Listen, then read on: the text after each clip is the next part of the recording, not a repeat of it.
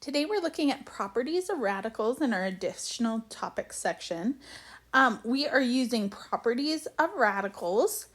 A radical expression is an expression that contains a square root. So we're looking at all things square roots today. An expression involving a radical with index n is in simplified form when these three conditions are met. So first thing, we want to have no radicals that have perfect nth powers as factors other than 1. We want no fractions, and we do not want any radicals in the denominator of a fraction. So basically, if we have two things that are multiplied together inside a radical, we can split them apart. And if we have any fractions under a radical, we can also split them apart. So let's do a couple of examples. We've got the square root of 24. First of all, you want to think of any number you can think of that multiplies to 24. You could pick 2 and 12, 3 and 8, or 6 and 4. They will all work. However, we do not want to pick 1 and 24. You never want to pick 1 because that will multiply into any number, and it doesn't help us to simplify this down. So I'm going to just pick 6 and 4, but again, you could have picked 8 and 3 or 2 and 12. So we're going to take our 6, we're going to break it down. Two things that multiply to 6 are 2 and 3, and two things that multiply to 4 are 2 and 2. Now, if I'm looking at this, all of these are prime numbers. So the only thing that multiplies to equal these numbers are 1 and itself. So I cannot break this down anymore. So those 4 numbers are the only ones I'm looking at here. So now, if we don't have a number here, the number is actually a 2. So the 2 is kind of an implied number, and it means a square root. We're looking for two numbers that multiply to whatever number is under the square root. So I'm going to find groups of 2. So I have 2 2's here. That's one group of 2's. The other 2, and they cannot go with it because it's not a group of 2. And then we have a 3 all alone. Now, I kind of think of these as like married couples. The married couples are going to go out front, and then the singles are going to stay under the square root. So we have a group of 2's. Once they get married, they come out front and they become 1, 2. So that we have a 2 in the front, and then inside the square root, we still have this 2 and this 3. So 2 times 3 is going to equal 6. So we still have a 6 inside the square root. This would be a simplified square root here. Looking at number 2, we're going to multiply any two numbers that multiply to equal 48. You could do 4 and 12, 2 and 24, any of these, 6 and 8. 6 and 8, let's do that. 6 times 8 is 48. 6 breaks down to 2 times 3. And 8 breaks down to 4 times 2, and 4 breaks down to 2 and 2. And now we've got all prime numbers that multiply to equal 48. So I'm going to find groups of 2's. So I have a group of 2 2's here, and then I also have a group of 2 2's here. We have a negative in the front that we're going to keep. The 2 and the 2 are now married. 2 times 2 is 4. So those are the married couples that come out front. We always multiply them together. And then we write our remaining 3. We still have a 3 that did not have a match. It's going to stay inside the single radical. So this would be a negative 4 square root of 3. Looking at number 3, we're going to break down 16. Now I know that 4 times 4 is 16. And once you find a perfect square, even though 4 will break down more, if you find a match, you can stop. So I'm just going to leave that there. I also have an X that does not have a match. So I'm going to bring the 4 out front, is married. The leftover X stays in the square root. Number 4, we have 162. Now, I do not have my times tables memorized to 162, but I do know that this number is even because it ends in a 2. So you can always just find, like if there's a 2, if it's even, you can always just put a 2 into it. This would give me 81, and then I do know that 81 is 9 times 9, which is a perfect square. And since I have 2 9s, I can stop there. They do break down into 3 and 3, but you could keep going and you would get the same answer, but to save ourselves work, we're going to have the 2 9s and we're going to pull that out front. Now, looking at this g, I have g to the 6th power. G to the 6th power means g times g times g times g times g times g. And we're looking for groups of 2. So we have a group of 2, 2, and 2. So those are all married. They're going to come out to the front. We had our 9 and 9 comes out to be 1 9 in the front. We have 3 pairs of g's. So this is going to give us g to the 3rd power up front. And then we still have a remaining 2 right here that we're going to put inside the square root. Looking at number 5, we have 98. We're going to break 98 down. Now again, if you're not sure if it's even, you can always pull a 2 out. 2 times 49 is 98. 49 breaks down to 7 and 7. We have a group of 7s and a 2 left over. A squared means a times a, which is one group of a's, and b cubed is b times b times b. This gives us one married couple and one single left over. So we're going to bring all of the married couples out front. We have a group of 7s, we have a group of a's, and we have a group of b's that's going to come out front. And then we want to look at what's left over. We have a leftover 2 and a leftover b that we're going to leave underneath the square root. Number 6, we have this negative. It's going to stay in the front. We're going to take 512 and break it down. Now again, 512, it's even, so I know a 2 will go into it. Now I can take 256. If you don't know what could go in, look and see if a 2 will. It's still even, so a 2 will break down further. 128 again is still even. And then 64 is 8 and 8. So now I'm going to stop there because I have a group of 2s. I have a group of 8s. I also have a group of 2s. Now I have this h to the 7th. That means 7 h's. We're going to look for groups of 2s with one left over. We have the number 2 and the number 8 are coming out front, but we're going to multiply those together to give us a 16. Make sure we remember this negative and bring it out front. We have h to the 3rd power. We have 3 groups of h's. And then you write what's left over. There's a leftover 2 and a leftover h underneath the square root. Now number 7, we have a fraction. We're going to use the quotient property, which if we have 2 numbers under a square root, we can break it up, one on top and one on bottom, which is what we're going to do here on number 7. So this is equal to the square root of 25 divided by the square root of 64. Now 25 is equal to 5 times 5 and 64 is equal to 6 times 6. So we can take those out front of the square root. It's a 5 over 6. There's nothing left under the square root, so they can be gone. Looking at number 8, we have negative. We have the square root of 6 divided by the square root of 49. Now 6 is equal to 2 times 3. Now there's not any groups in that, so that square root of 6 is going to stay the same. But the square root of 49 is 7 times 7.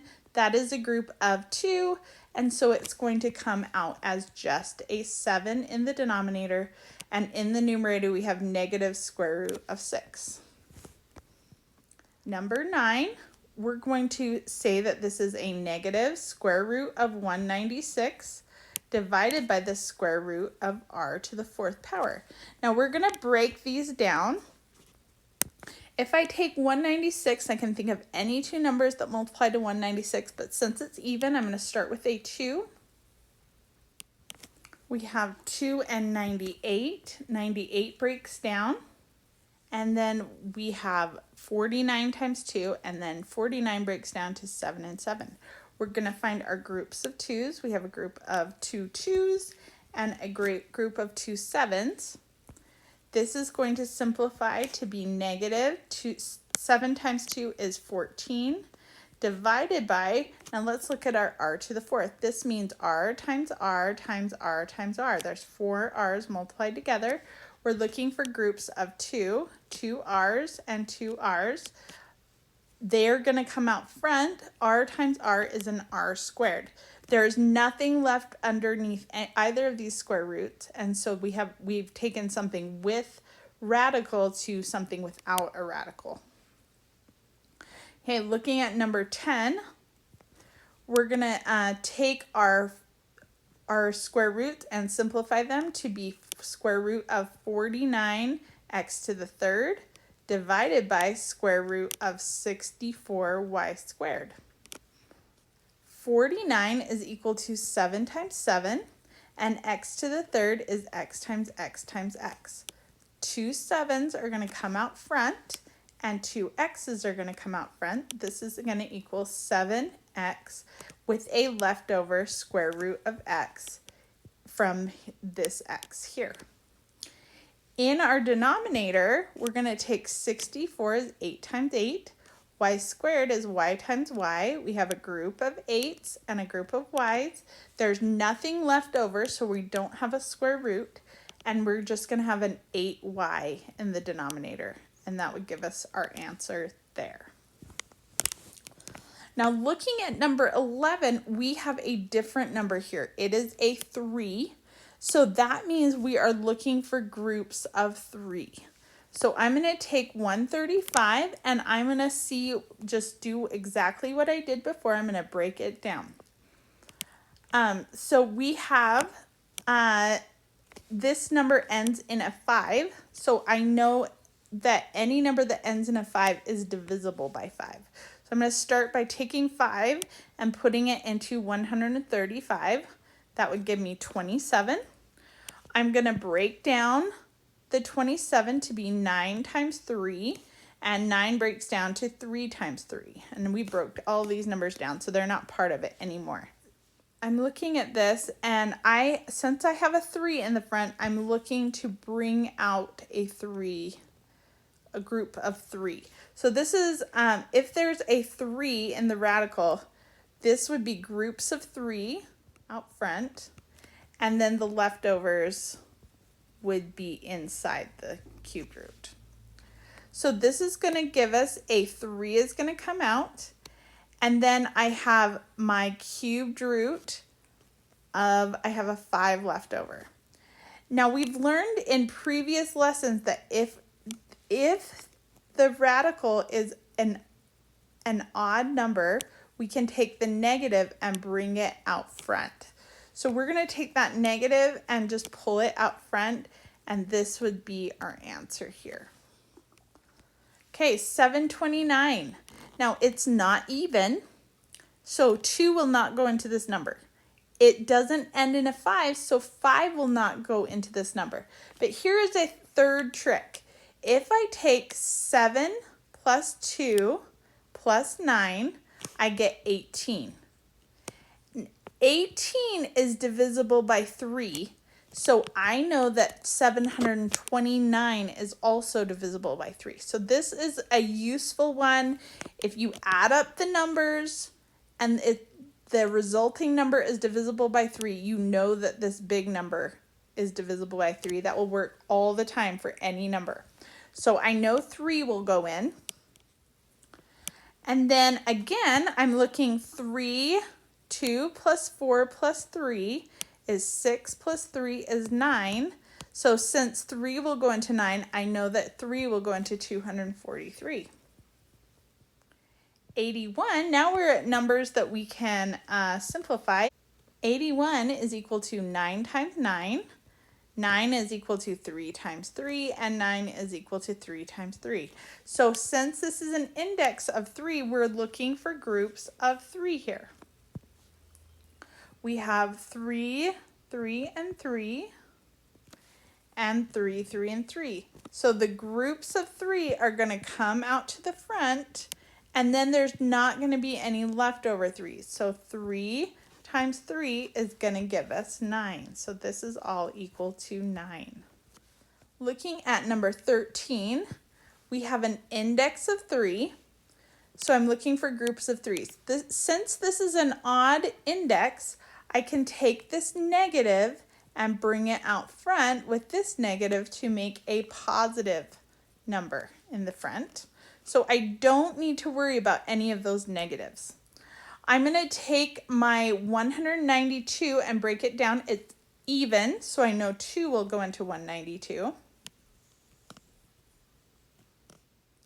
96 is even, so I know 2 will go into it.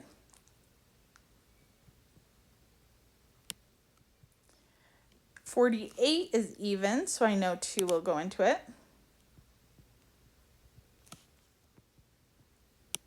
12 is even. And 2 times 3 is 6. So I'm looking for groups of 3 since that's my index. I have 3 2s, 3 2s, and a leftover 3.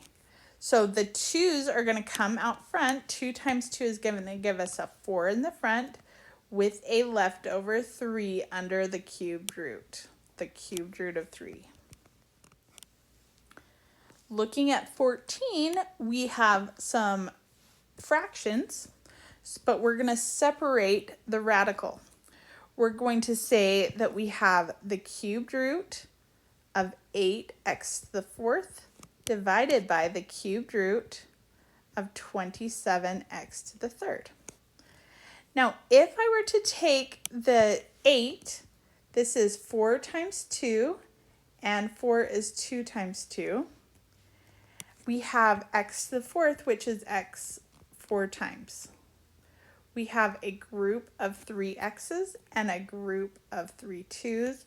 We broke down this 4 and this 8, so those are not the numbers we're looking for. The 2 and the x can come out front because those are groups of 3, but then we still have a cubed root of x underneath the radical. In the denominator, we're going to take 27, which is 9 times 3, and 9 breaks down to 3 times 3. And then we have 3 x's. We're looking for groups of 3 because that's the index. We have a group of 3 x's and a group of 3 3's. So we're going to have a 3x in the denominator there. Looking at 15, we have an odd index.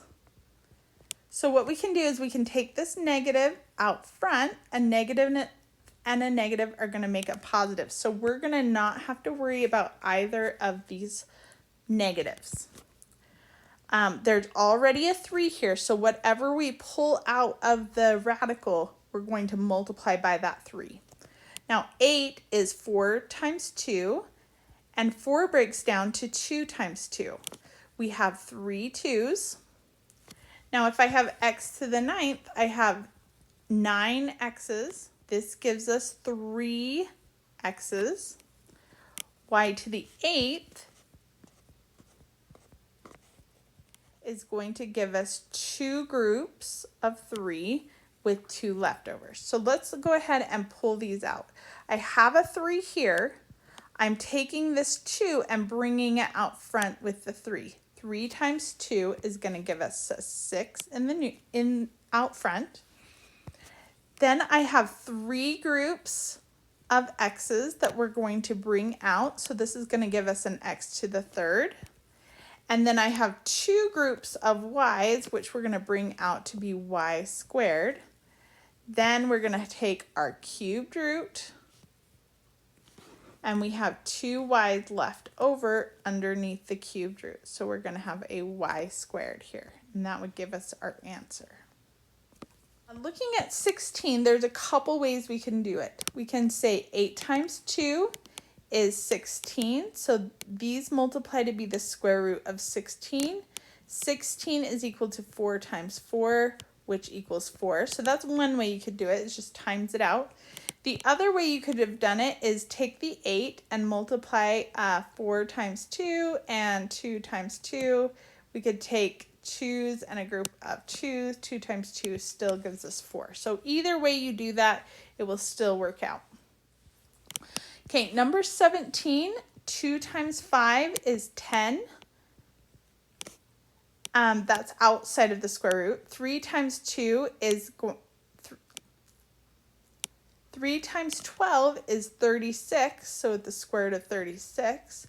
6 times 6 is 36. We have a group, we can stop there. It comes out with the 10 to give us 60. Number 18, we have a negative 3 and a 4 in the front. That would give us a negative 12. The square root 5 times 60 is 300. 300 we're going to break down to be 3 times 100. And 100 breaks down to be 10 times 10. Now since I found a match, I can stop. The 10 is going to come out front with the 12. 10 times 12 is 120, negative 120. And there's still a square root of 3 here. So we're going to leave that under the square root. Okay, looking at number 19, when a radical is in the denominator of a fraction, you can multiply the fraction by an appropriate form of 1 to eliminate the radical from the denominator. This process is called rationalizing the denominator. So if I look at 19, I have a square root of 2. Now I want to eliminate the square root of 2 in the denominator. So this 2 needs another friend to get married to, and it can come out front of the square root. So if I add 1 square root to the bottom, that would eliminate the square root in the denominator. But I can't just randomly times something by the square root of 2. But I can multiply anything by 1. So if you think 4 divided by 4, that equals 1. 5 divided by 5, that equals 1. Square root of 2 divided by square root of 2, that equals 1. So if I multiply square root of 2 over square root of 2, I'm multiplying by 1.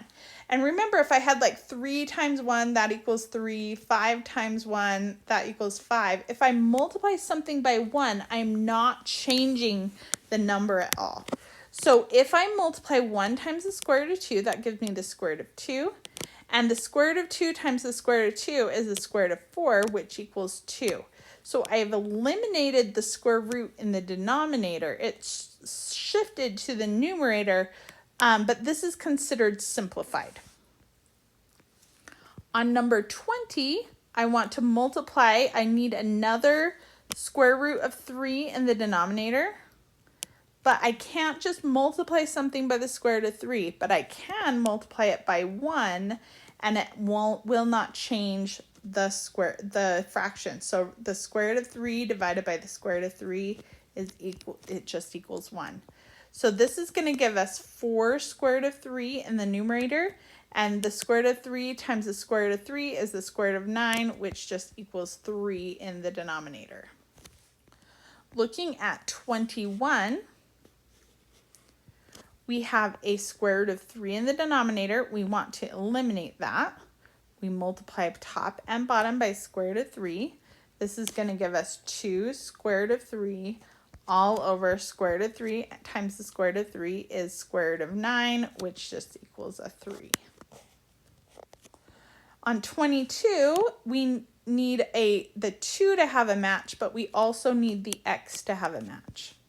So we're going to multiply top and bottom by square root of 2x. 1 times the square root of 2x is the square root of 2x. Square root of 2 times square root of 2 is square root of 4, which just equals 2. And x times x is x squared, and the square root of x squared is just an x. On 23, the square root of 6, we have the square root of 16 divided by 5. This is equal to the square root of 16 divided by the square root of 5. Square root of 16 is a 4 divided by the square root of 5. Now we do not want square roots in our denominator, so we're going to multiply the top by square root of 5 and the bottom by square root of 5 so that we have a match here just to give us a 5 in the denominator.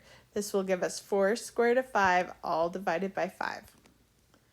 Now looking at 24, 8 breaks down to 4 times 2 and 2 times 2.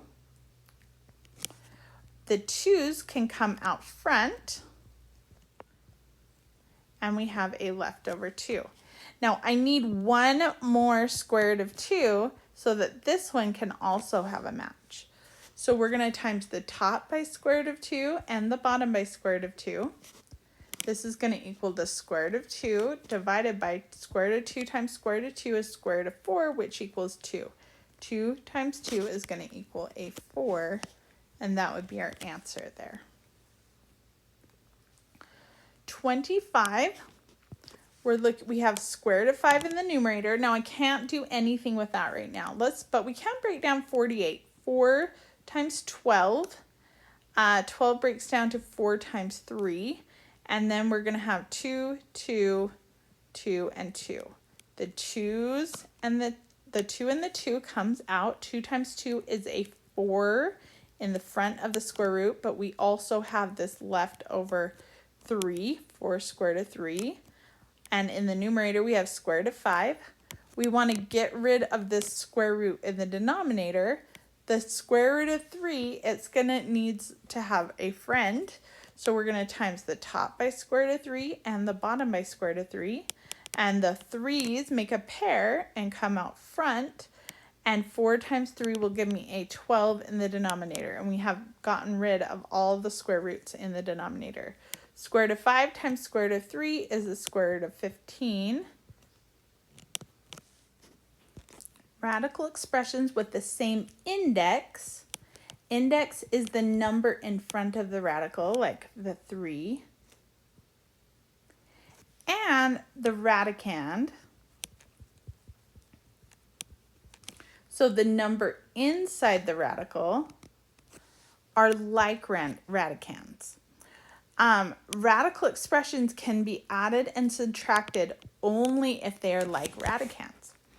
Now let's look at 26. Right now, these are not like radicands. They do have the same index, which is 2, but the 8 and the 2 are not the same radicand. So they both need to be 8 or they both need to be 2. But what we can do is we can take the 8. 8 breaks down to 4 times 2, and 4 breaks down to 2 and 2. The 2 can come out front with the 3 to be 6. 2 times 3 is 6. And then there's a 2 left over, plus 3 square root of 2. If we have 6 square roots of 2 plus 3 square roots of 2, we would have 9 square roots of 2. We can add them because these are both the same. Let's look at 27. 18 breaks down to 2 times 9. 9 breaks down to 3 times 3. The 3 comes out front with the 2. 3 times 2 is a 6 with a leftover 2 underneath the square root. 20 breaks down to 2 and 10. And 10 breaks down to 2 and 5. The 2 comes out front with this 2. 2 times 2 is a minus 4 with a leftover square root of 5. And then 5 won't break down. The only thing that multiplies to 5 is 5 and 1. So this is prime, so it will not break down anymore. So we're going to have minus 2 square root of 5. Now, if you look, we have the square root of 2 and a square root of 5. Those are not like radicands. You cannot add them together because they're not exactly the same. However, we do have a square root of 5 and a square root of 5. Since those are exactly the same, we can add them together. If you have negative 4 square roots of 5 and you minus 2 square roots of 5, you have negative 6 square roots of 5. And then we're going to rewrite this 6 square roots of 2. So this cannot be simplified any further. That is our exact answer. Looking at 28, 12 breaks down to 4 times 3. The 4 breaks down to 2 times 2. The 2 comes out front with the 3. 2 times 3 is 6. We have a leftover square root of 3.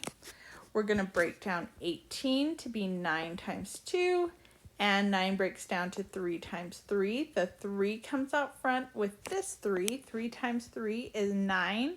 We have a leftover 2 underneath the square root. 27 breaks down to 9 times 3, and 9 breaks down to 3 times 3.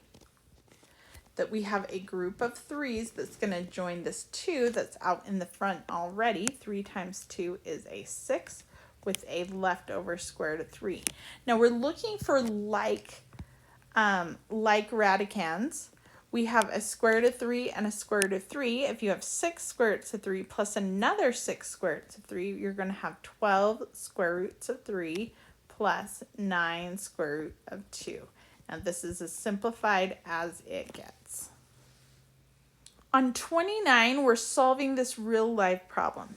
The distance, d in miles, that you can see to the horizon with your eye level, h feet above ground, is given by d equals the square root of 3h all over 2.